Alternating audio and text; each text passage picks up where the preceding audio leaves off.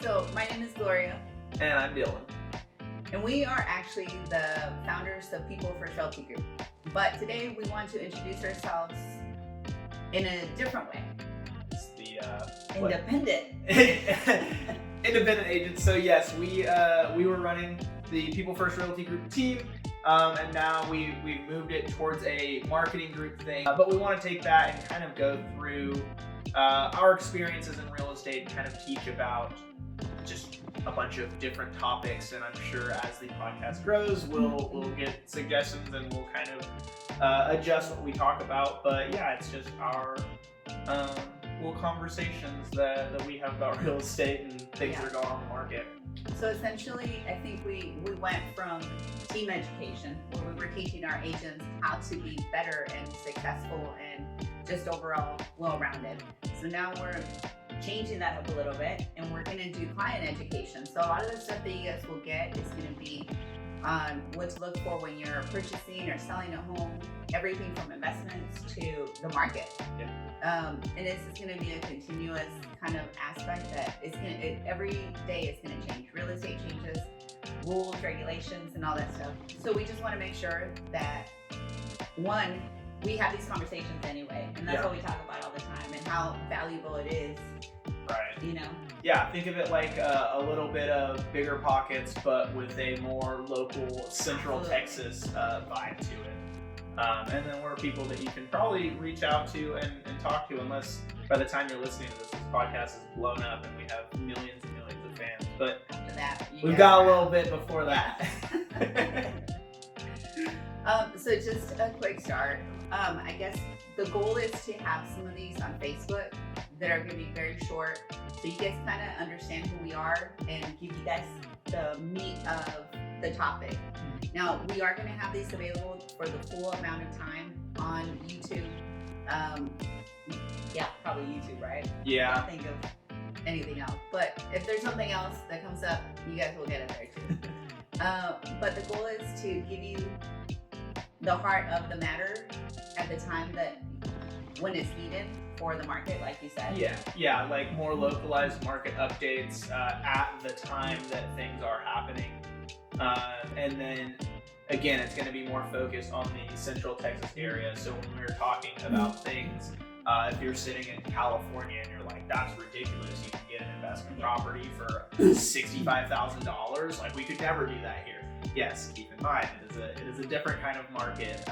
Even the Austin and the Fort Hood markets are different, but those are where we predominantly work. And so a lot of our more like in the trenches kind of discussions are going to be related to this area. Absolutely. So today, though, we're just going to do a quick intro. You guys some of you will probably already know who we are. We've been doing social media for a couple years now. But we really want to get into, as we said, client education. So whatever questions you guys may have, feel free to send them to us with our information below. But for now, we're going to start with a quick intro. So I'll ask you a question first. Okay. All right. So how long have you been in real estate, and what got you into real estate? So on February 1st of this year, it'll be 6 years in real estate. And honestly, I'd never even really thought about real estate as a career until the realtor that helped me buy my first house, we both know him, Lucas Brent. He was a classmate of mine. He was like a year or two ahead of me at school, and so we was the same age. He invited me over, and we were like hanging out, playing poker, and we were like drinking one night. He was like, "Hey, dude, I think you should get into real estate." And I was like, I didn't know that was like a thing you could just get into that easily. And he's like, "Yeah, I've been getting personality for it, yada yada yada," and like all that. Over the course of maybe the next 6 or so months, he convinced me to get my license, and that was how I started. How about you? Game. So it was a poker game. Yeah, exactly. Well, for me, it's a little bit different. Yes, I did know Lucas. Actually, he was my real estate agent, and he literally showed up one day and did a great job and found us our house. It's like, wow, that's amazing, right? Like, if I want to learn from somebody, it has to be from somebody that found me a house the first day. Yeah. But actually, I was on unemployment going to get my master's and trying to figure out what to do with my life. Mm-hmm. And then I had thought about real estate in the past, but not really because of the houses or anything. It was just because it was a different way of serving people. Right. So I didn't really think about the real estate aspect either. Like it was just, it was another way of what I already was good at. I loved helping people. And again, it wasn't even a thought about real estate. It was, hey, have you thought about this for your new career? And it just kind of, I took a break from my master's and I started real estate school. And another thing that I really realized was that the reason I was unemployed was some things didn't work out with a different industry. Our ethics didn't line up. Yeah. So that was a big issue. And I think it took me a while to realize that in the corporate world, you're gonna have everybody's ethics and things you have to work with and their timeline and their, I don't know how you would say it, their culture. Their culture, exactly. So when real estate came up as an option, I thought it was great because it would be my own business. The way that I run my business would be my ethics, my morals, and everything. That's how I ended up in real estate. It just so happened that it was perfect for me. Yeah. Like all the stuff I fell in love with it. I think that's like a really important piece too, because you talk about you were in these different industries and then you did school and kind of what I see a lot, especially in real estate, is like the people that they did all these other things and they were good at them, but it just didn't feel right. Yeah. Real estate may be the best fit for you because it's kind of it's almost like a jack of all trades kind of profession. And then also, like you mentioned, like the ethics piece, like military, corporate, whatever. The culture of the area is going to be dictated by the people at like the very top. And so getting there, most people obviously, the fact that it's the top, that means you don't get to work your way up to that level. But in real estate, you can set your own culture, have your own ethics, obviously in line with like realtor code of ethics, but it gives you the opportunity to help people the way that you want to help people. Right. And so that's, I think, something that I hear from a lot of people that get into real estate when they're talking about like, why did they decide on this route? So no, I think that's really cool. What, aside from like being your own boss, kind of what is your favorite part about being a realtor? After being in this for about 4 years, I think my favorite part is the community that we've built. Every single day I have a client that reaches out to me, whether it was from 3 years ago. Actually, I just had one of my clients reach out to me from 2 years ago. And she's like, hey, my shower's leaking. Yeah. I was like, okay. And it's something so small. But at the same time, I had clients call me when COVID was happening to make sure I was okay because they were concerned that the market was going down.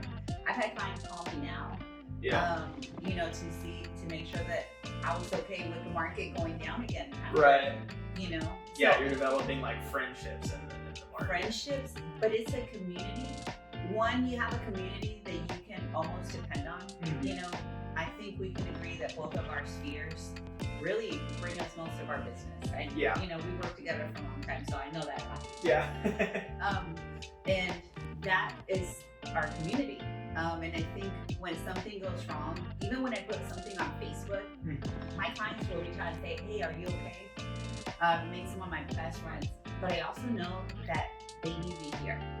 I also know that if something happens and I have to move, that there are people that are going to miss me, not just because we're super friends, but because there are people here that still need my services in one way or another. So it's a community that we're interdependent with each other. And I think that's been the biggest thing for me, especially with my family not being in town.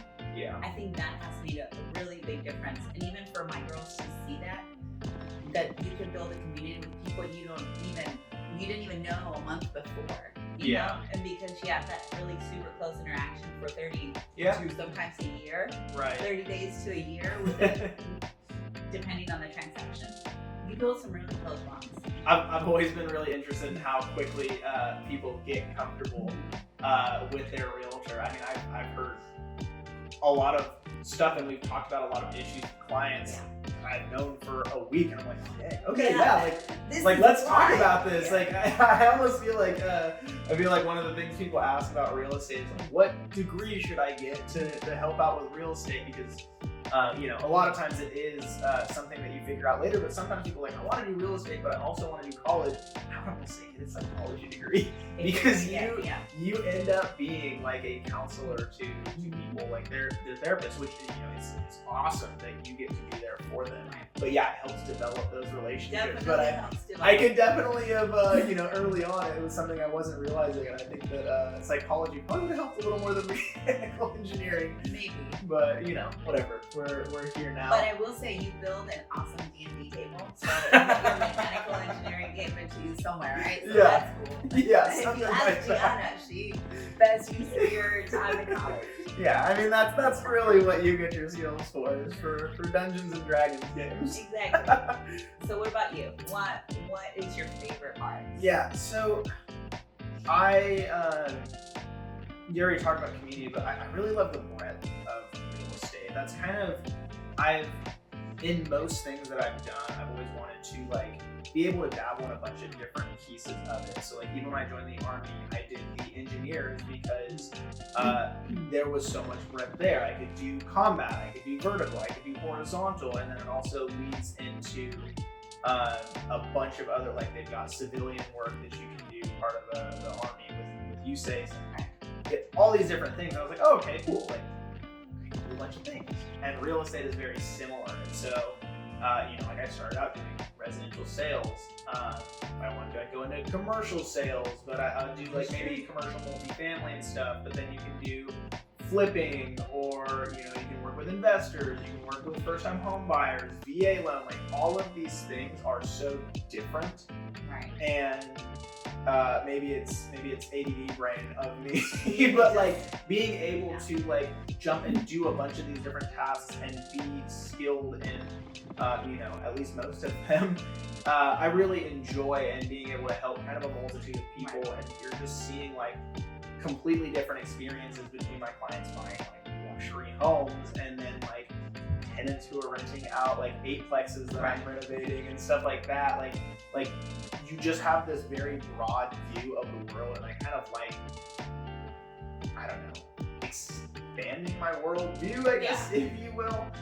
So that's one thing that I find really, really interesting about real estate, is just all of the different things that you can do and all the different people that you can. That is pretty awesome. And I think you like being challenged. I do.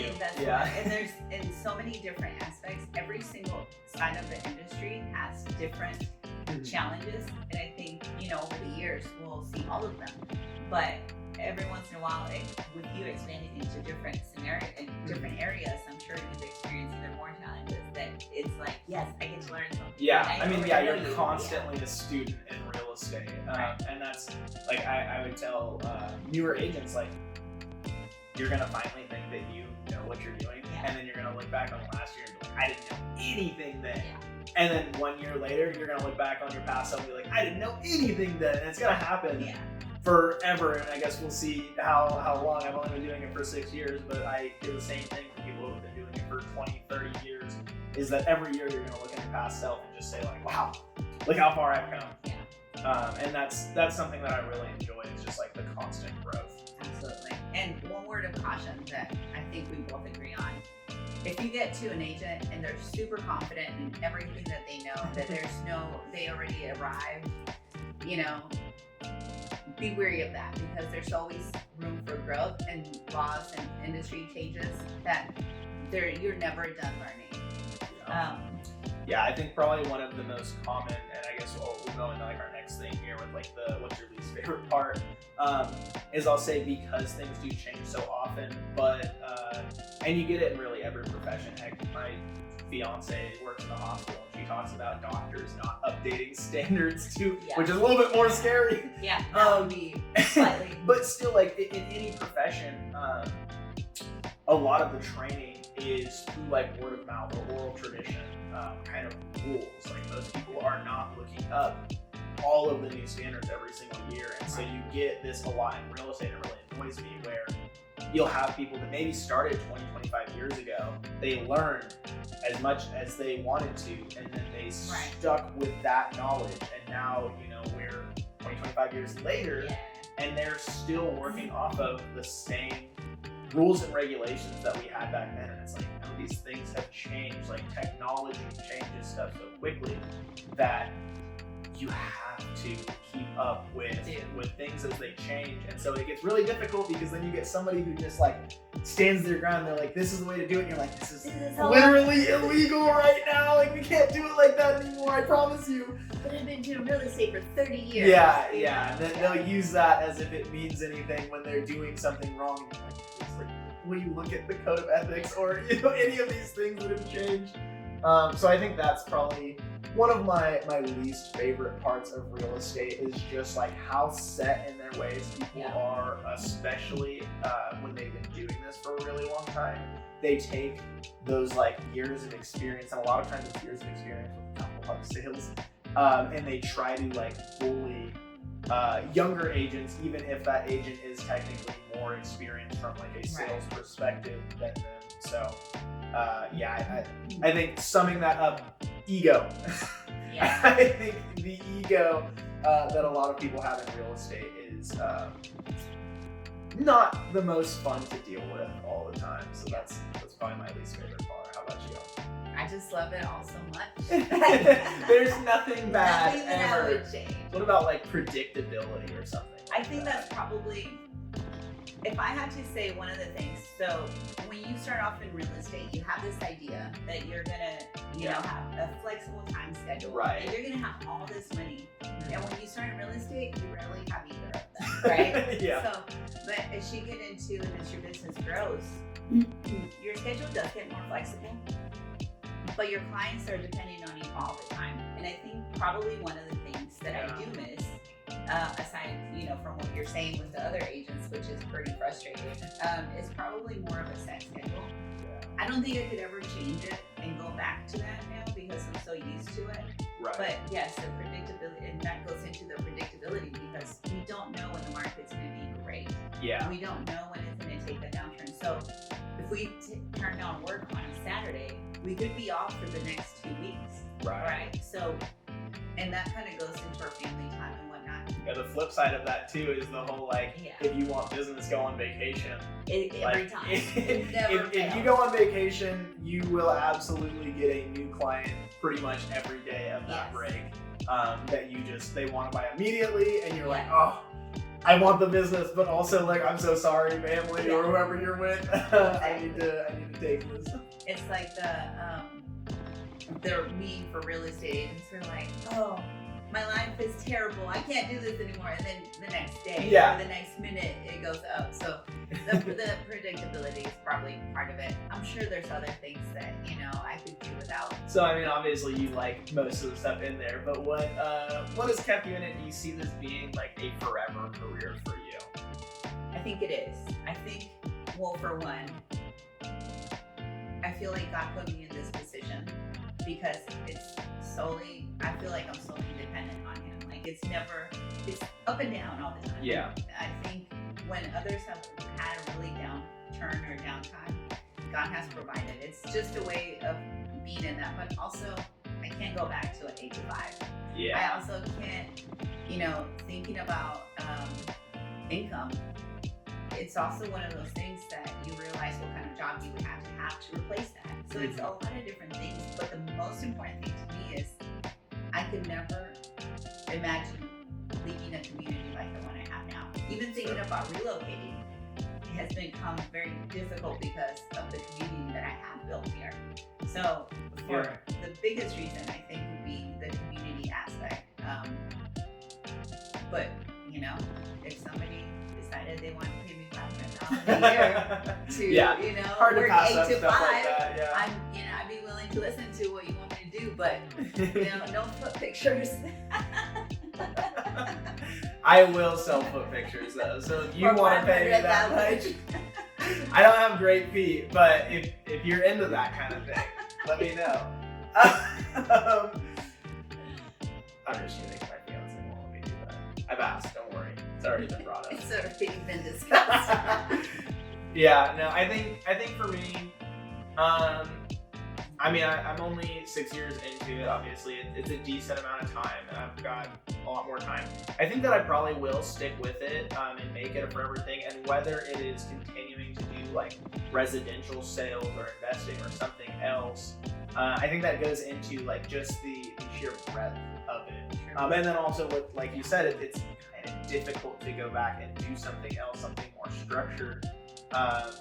Because you've created like a new normal for yourself where you're used to, having like these weird hours that you're doing or, whatever you've created your schedule to be, and then going back to something else. But then also, like I still have clients that are going to be depending on me. Like I can't just move to the Bahamas and like drop my phone off and then never talk to anybody. And it's not like these people are not going to be able to figure out these solutions, but I'm going to put them in a worse position because they can't get a hold of me. And I still have past clients from, literally my very first client that I ever had. He'll still hit me up about investing advice. And I think one of the really difficult things for people when they're finding a realtor in general is finding somebody you can trust. Because it goes into like, there's so many people that are going to act like they know things. And it's a lot of like fake it till you make it kind of thing, which is great in some aspects, but like if you're the agent, right? Yeah. I think that people all have to start from somewhere, but like you don't want to be getting advice from somebody who is faking it until they make it. And so having that trust, like they know that they can talk to me about something, and this is, it's not like you're getting a small investment when you purchase a house. No. It's a pretty big decision for people, and so being there, like, I think like you, it'd be really difficult to leave that community. So at the very least, even if I end up like stepping away from residential sales and doing like the investment side, I'm always going to be helping like past clients that I've worked with, and whatever they're wanting to do.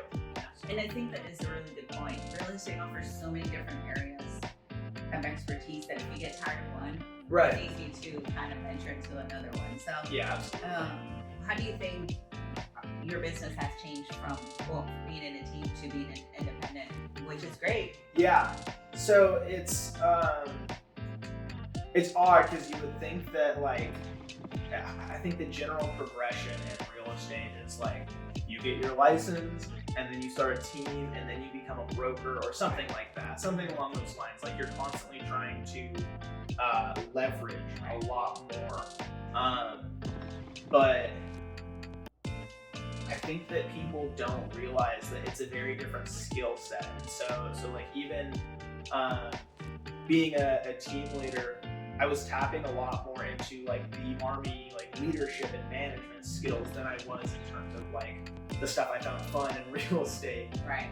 And so you're using very different skills, and it's taking up a lot of your time. And one of the big things, and this kind of just goes into like any kind of entrepreneur or anybody in their lives in general, if you're trying to do all of these things, you're going to be worse at each of them. And so trying to continue a sale while running a team, while doing flips, and then all the other things going on in my life, I think that I was doing worse at each of them. And so even just taking that piece out, I still have the time to like help people if they have questions, but now we don't have to plan like trainings and focus on, making sure that the agents are getting their sales numbers and stuff. And it's allowing me to focus, and I'm already seeing that like I am close to on track to like potentially doubling my sales from last year, and that's awesome. Just me and an assistant as opposed to like a whole team where people are taking on additional leads when I can't get to them. Like I think that I was pushing off stuff that I normally could have done because just my brain was like so foggy from all of the things that we were trying to do to help everyone. And so I think that it's giving me more time to focus on my clients and to focus on processes to make the whole like buying, selling experience better for the people that I work with. And who knows, maybe one of these days I'll come back and I'll do that again. once we've got like a more firm system in place. But I think that's going to be a ways down the road if that happens at all. How about you? I agree with you. I think echoing pretty much what you said. Running the team was great. I think it helped our desire to help others, because I think that was the whole reason that we started the team. Yeah. We had a desire to help others succeed. I think we were both doing very well, even for being very new in real estate, that we felt like we wanted to help others, and we did. But it did take a lot of time away from family. Yeah. It took time away from our business. It took time away from our clients. And I definitely felt that last year. Even though we did very well, it was still, we were pushing our agents to do more, than pushing ourselves individually. So I think that that's what I see, even in just a short amount of time that we've kind of been where we're at being independent. I've had more time with my clients. I've had more, being able to connect with them, even through social media and whatnot. So I think that that's essentially exactly what you said. It's just going to be more time being face to face with our clients as opposed to face with our team, trying to get them to the same level that we were at. Yeah, you're getting to refine your focus more. Exactly. Yeah. So I'm really enjoying it, and I agree with you. I think it's even opened up personal time that we were, coming up with plans and everything else was time consuming, but it was also, it's a responsibility, and responsibility weighs on you like nothing else. Yeah. So while it's great to be able to help others, I think, like you mentioned, right now we are moving forward towards facing our clients and doing a lot of that education, and that's kind of what we're moving into now with you guys. Yeah. Where our education will be for you. We will do some agent training. We will still help all the people that we work with in the past. But the purpose of this is to make you guys' life better and easier when it comes to real estate. Yeah. Whether it's investments, divorce real estate, or anything in between, like, we're here for you. So, and I should probably touch on, Gloria is a certified divorce real estate expert. She was not just trying to let you know that you should get divorced and sell your house. Yes, please don't get divorced. This is a specialty of hers. Yes. But yeah, absolutely. I want to focus on all these topics, and it allows us to do, like we were mentioning, it's just like client-facing things, so that people can hop on here and they can learn something new about real estate in general. And being future focused, some of the classes that we do have, or some of the podcasts that we have that are coming up, is why should you pay your buyer's agent commission? Yeah, for future podcasts, we have a lot of topics planned, but we definitely want to hear from anybody else who is listening to us. So similar to what we say on like our social media platforms and YouTube videos and stuff we do, if there's anything that you're interested in, shoot us a message. We'll have both of our emails in whatever format you're watching this on. And so feel free to shoot us an email or send us a text. I imagine the majority of people watching this first video are probably going to be our clients. So if there's something you're interested in learning about, we want to hear from you, and we will absolutely dig deep into whatever it is you want to know. And as you can see, our opinions are very different. So you're going to get both sides of it. So let us know what you're looking for, and we're here for you. This is Gloria Miller And Jankovich.